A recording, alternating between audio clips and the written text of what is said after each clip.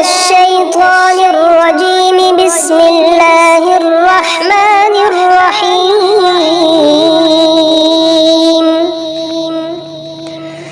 الرحمن علم القرآن خلق الإنسان علمه البيان. الشمس والقمر بحسبان والنجم والشجر يسجدان والسماء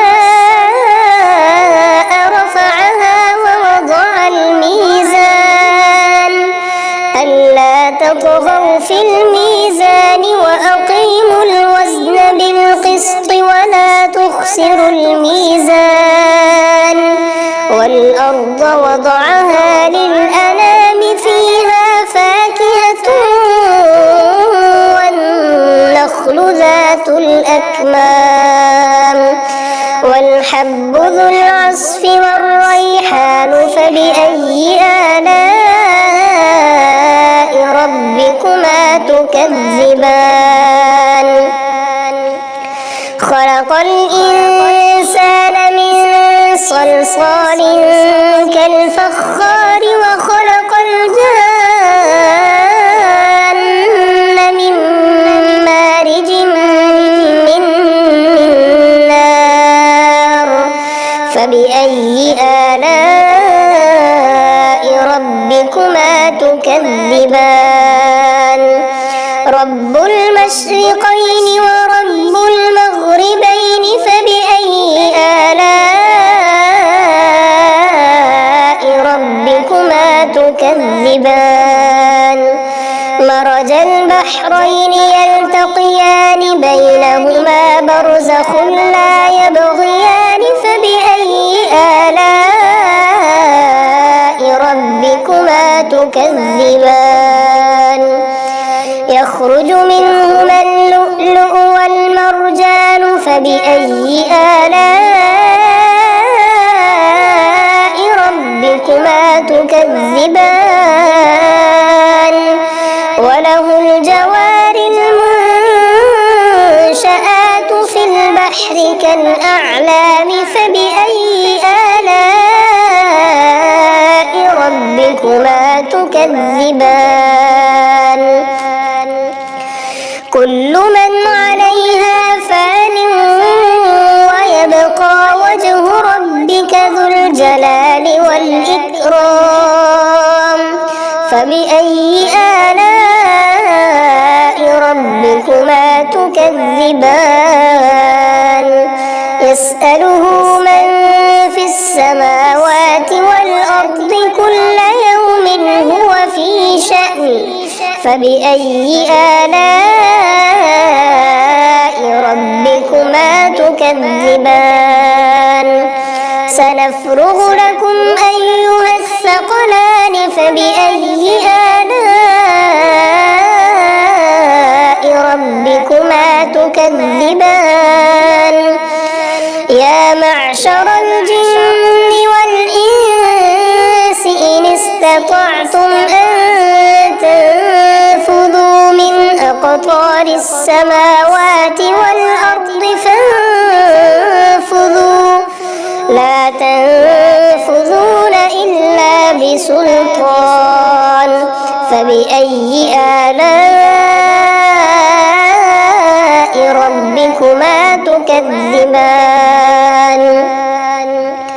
يرسل عليكما شواظ من نار ونحاس فلا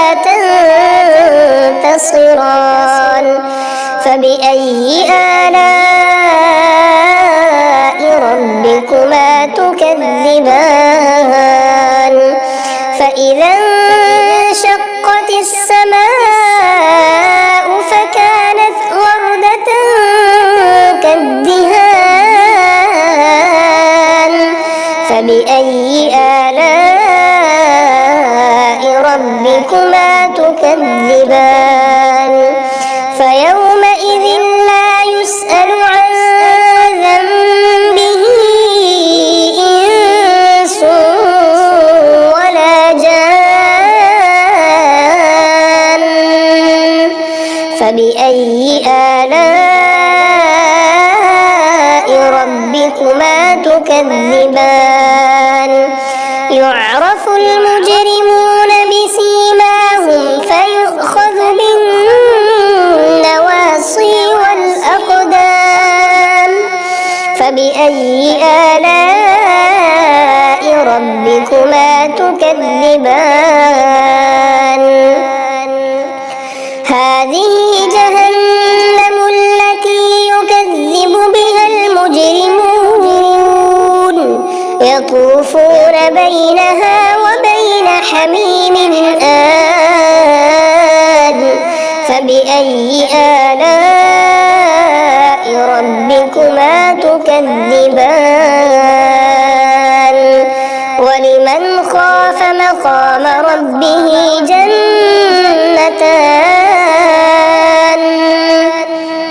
فبأي آلاء ربكما تكذبان ذواتا أفنان فبأي آلاء ربكما تكذبان فيهما عينان تجريان فبأي آلاء ربكما تكذبان فيهما من كل فاكهة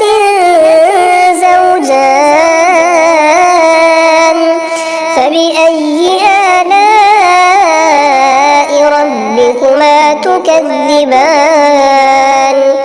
متكئين على فرش بطائنها من استبرق وجنى الجنتين دان فبأي آلاء ربكما تكذبان فيهن قاصرات الطرف لم يطمثهن إنس قبلهم ولا جان فبأي آلاء ربكما تكذبان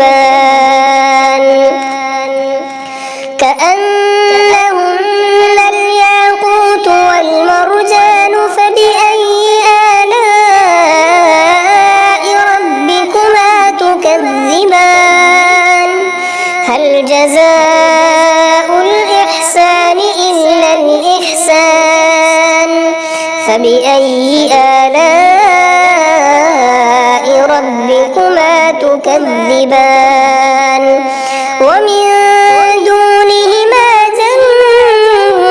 جنتان فبأي آلاء ربكما